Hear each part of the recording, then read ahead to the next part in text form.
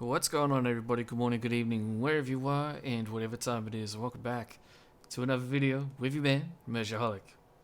Ladies and gentlemen, welcome to episode 1 of my Parthian campaign for the Divide at Impera Overhauled mod for Total War Rome 2. Ladies and gentlemen, that's right, we are now beginning a Parthian campaign.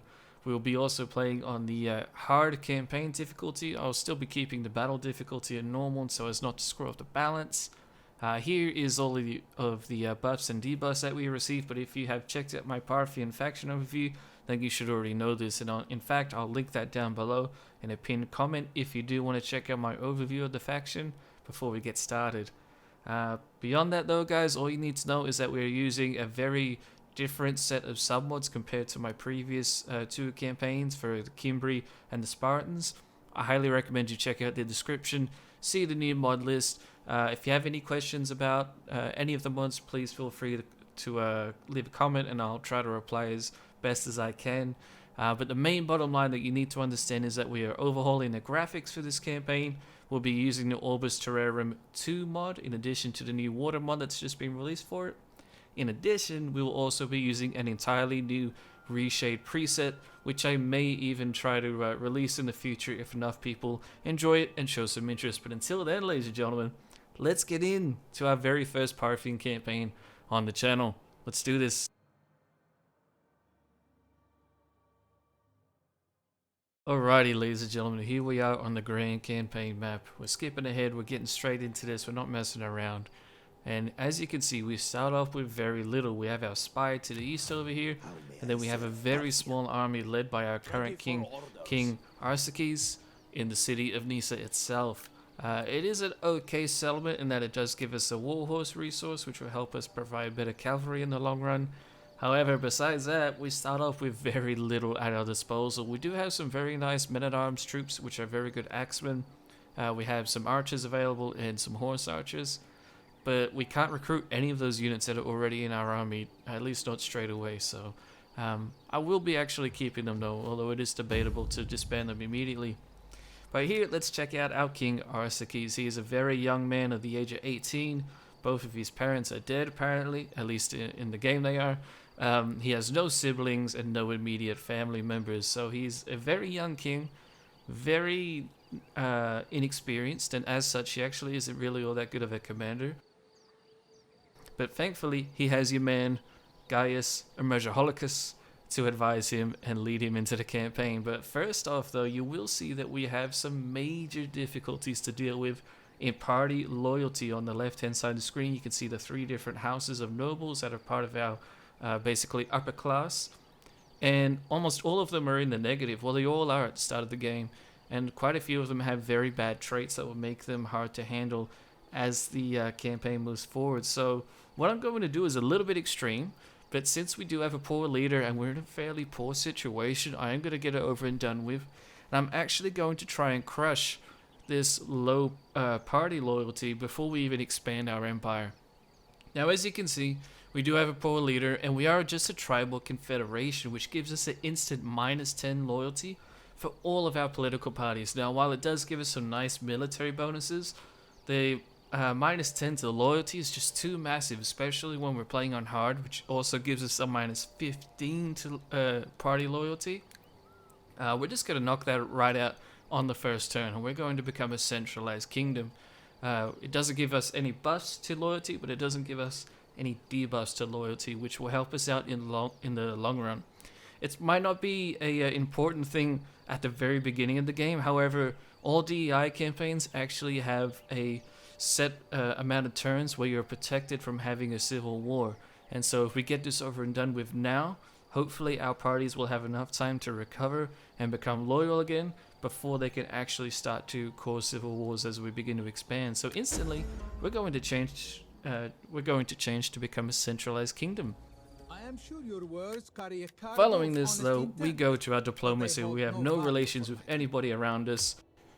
Although the Parthia faction to the south is of the same culture as us, they are a satrapy of the Seleucids, and as such, they won't be able to ally with us or do anything all that friendly besides give us trade. But generally speaking, relations with our neighbors was very poor in the early game, and we're going to struggle to get anything going at all. To the north, though, I'm not sure how you're gonna pronounce it, but I'll just go with Varazm or Varazm. Yeah, we'll go with that. Anyway, they were fighting the Scythians to the north. They are basically another version of a Parthian tribe. I say that in that they're nomadic, but they also have the Parthian roster. So they're basically another Parthian tribe that lives to our north, and the Varazm are actually fighting the Scythians that live to their north. So as such, we will be making their capital, Kath, our first priority to take. It is a walled settlement. It is in a different province, but if we do take it, it's a good plan B for our future in case we end up having to migrate.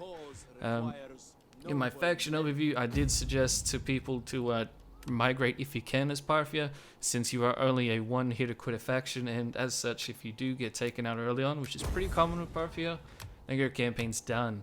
So Kath will basically be our plan B, and hopefully we can take it fairly soon. But in the meantime, I am going to be focusing on reforming our army just a little bit, while also trying to keep our party in line. We'll keep the other parties in line, I should say. So we renamed the army the Shah's on. Our king Arsakes is now known as the Shah, and as such he should hopefully have other kings basically being his clients underneath him once we begin to expand. It is a little bit premature, but like I said, that -10 loyalty was just way too savage, and it's going to hurt us so badly in the long run. So I went ahead and got that over and done with. Now we're trying to reform our army a little bit to try and get a stable situation happening, which is kind of hard. As you're early game in Parthia, you don't have a lot of options for your military. A lot of people will argue that you should instantly go just entirely all cav, which you can depending on what you want to do. But because we have to take the settlement of Cav to the north, or at least I'm choosing that to be our objective, we will need infantry. And so what I'm going to do is basically get a pretty small line of infantry, and as such they will basically engage the enemy armies, and then hopefully our cavalry will do their job on the flanks. In the meantime though, the people were not happy with the change in government. They think it's a little bit premature, since Arsakes is basically at this point just a tribal chief, all things considered, and as such though they have rebelled. And even though their army is basically a very small rebellion at this time, we will actually go in and fight this battle manually in just a moment. I did leave the army to rebel for a few turns to give us a bit of public order bonuses back, but in the end, King Arsakes, or Shah Arsakes I should say, cannot tolerate any rebellions in his lands, and as such we'll go into our first battle of the Parthian campaign.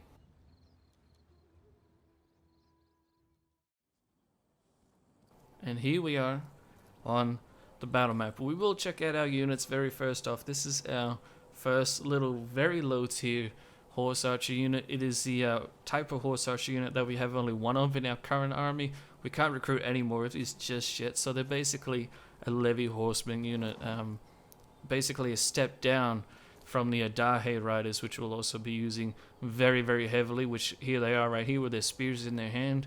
They're going to be extremely useful. They're horse archers as well, even though you can't see their bow, which is a little awkward, but yeah, I'm not sure why you can't see it on the backs. Perhaps it's just their stance, or because it's the beginning of the battle. But it doesn't matter. We're getting some nice close-ups of our current units. Here is our levy spearmen. They have very large shields, which will help them last a while in melee. However, they will die fairly easy to projectile fire, so we do need to be careful since they have no armor. Missile infantry ready! Here is our one archer unit, which is not on horseback. Not really a lot to say about them. They're just a decent little low-tier archer unit. They'll become helpful as we begin to recruit more of them and try to hold cities, especially walled cities. I'm just admiring that camouflage back there. But moving forward, here is our King Arsakes. Despite him only being about 18 years old at the time of this battle, he actually looks pretty friggin' grown, so hopefully it means that he will have a lot of mental maturity incoming.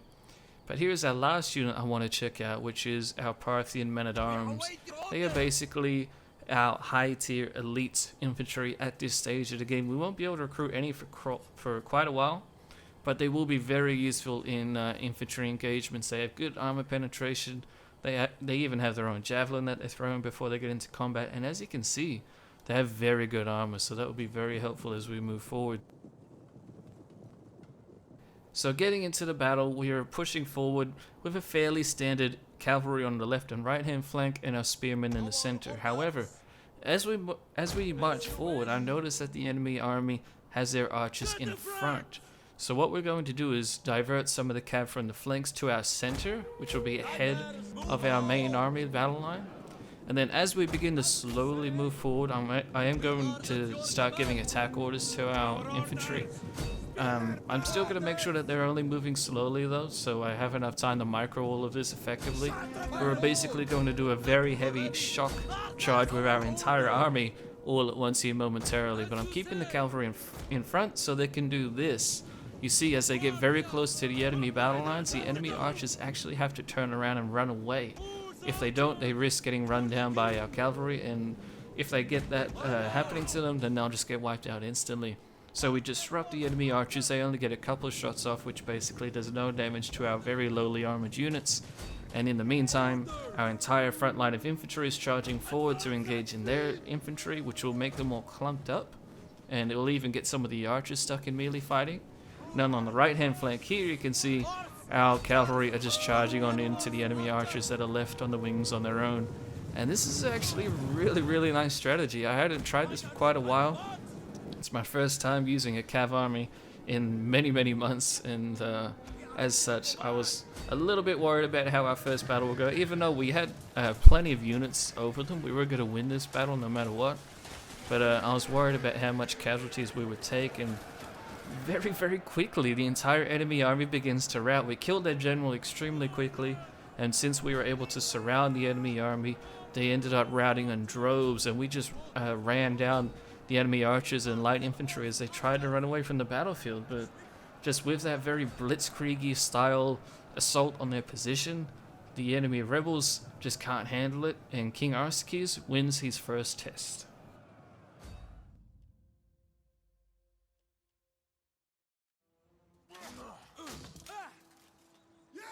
Not only does he win, but he wins very well. We only take 65 casualties out of killing well over 1,000 of the enemy, and we end up wiping out their army. We did have to chase them down for a second, which is kind of annoying, but it's okay. We'll chase them down and auto-resolve them, no problem. So King Arsaces restores peace in the kingdom, at least temporarily, at the very small kingdom that it is, to be fair. But regardless, all is well, and I'm actually going to be trying to keep the army at that same size that it is there.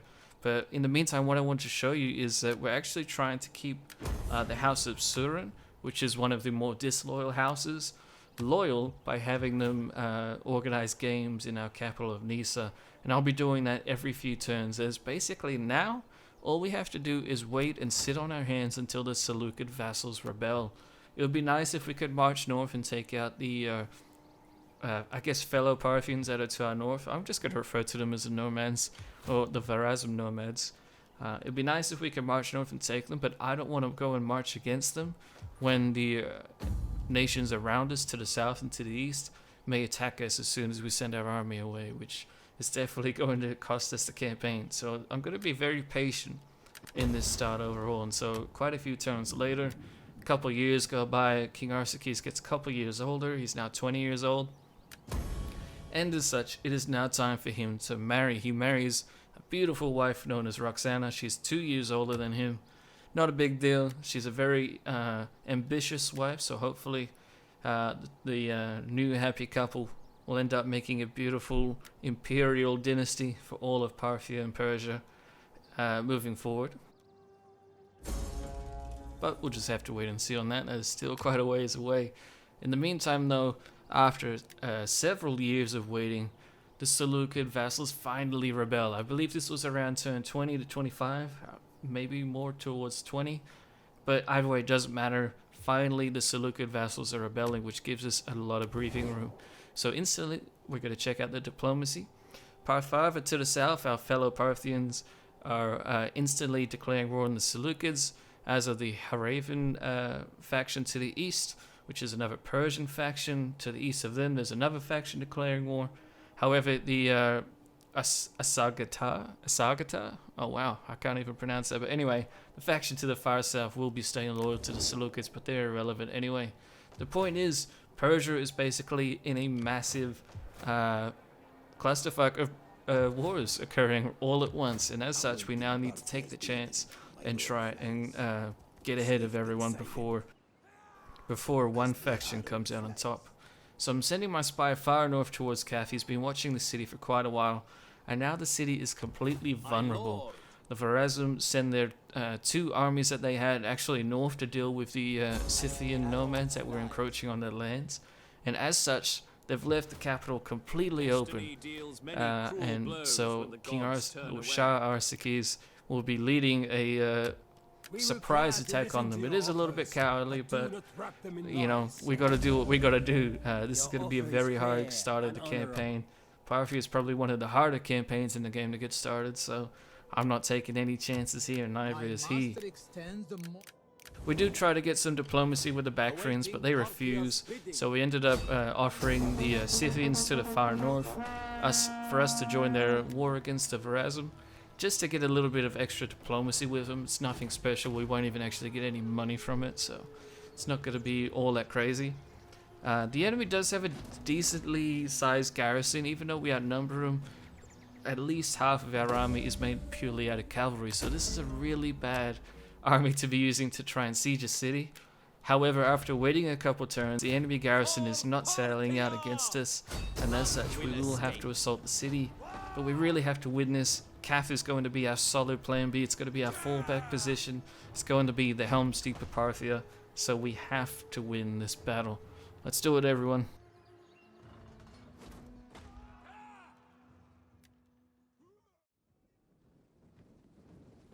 And here we are on the battlefield. We have a lot of ladders coming at the enemy. Like I said, we besieged it for a couple turns.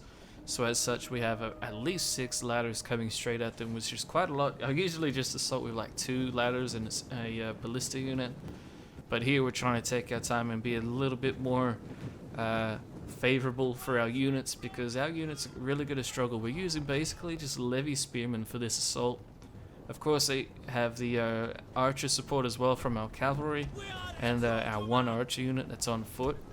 But it's going to be a very risky operation. Up here on the left on the cliffs, though, we have some cavalry that's actually dismounted. I dismounted them intentionally. I wanted to get them off their massive horses that just give them a massive hitbox. So this should hopefully mean that they won't die so quickly.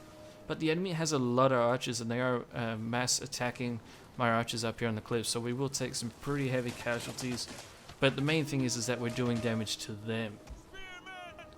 As the arrows exchange, our levy spearmen finally start to get towards the walls. Most of our ladders are burning, however the smoke is a little bit deceiving, and that only actually 1 of our ladders will be set properly on fire. So the majority of our units will manage to get up onto the walls and begin engaging with the enemy, and even though their garrison is of a decent size, they only have actually 2 professional units out of all of their units that are available in this fight. So it's actually a fairly relatively fair battle, which is actually going to be very good news for us. But while our levies do get engaged on the walls, I'm going to be sending our cavalry forward to try and offer some support with their bows and arrows, and King Arsakes will actually be heading right to the main gate to try and help burn it down, along with another spearman unit. But on the right hand side of the battle, things are looking actually very good. We completely wiped the enemy that was on the wall, and we're now going to be sending our spear units over there off the wall to try and capture a gatehouse. Back at the main gate though, we're finally sending in our levies to just to try and open up another front. The gatehouse at this time was actually neutral, so they won't get hit by the boiling oil, which would otherwise wipe them out entirely. So that's very lucky. But getting back to the right hand side though, we're actually behind the enemy lines, and so we're going to try and occupy one of the gatehouses, which will let us have a whole new front with our cavalry coming in and getting involved. And speaking of which, we're actually sending in our spearmen to try and engage the enemy captain of the garrison here. He's only in a small levy unit, which is kind of interesting since there was some professional units there. But anyway, it doesn't matter. We will outflank him with 2 levy units of our own and end up getting some very nice rear charges on him indeed. Within just a few moments, the majority of his units, gets cut down in routes. However, that is still not the end of the battle. King Arsaces, getting sick of waiting for the enemy gates to be opened, actually gets off his horse and charges straight into the main gate himself. But while he's doing that, we actually do get cavalry into the city, and they'll begin recharging the enemy while King Arsaces leads the assault from the front. And with the rear charges coming in, King Arsaces getting involved in the fighting. The enemy garrison can't take it, and they surrender en masse. We have the city.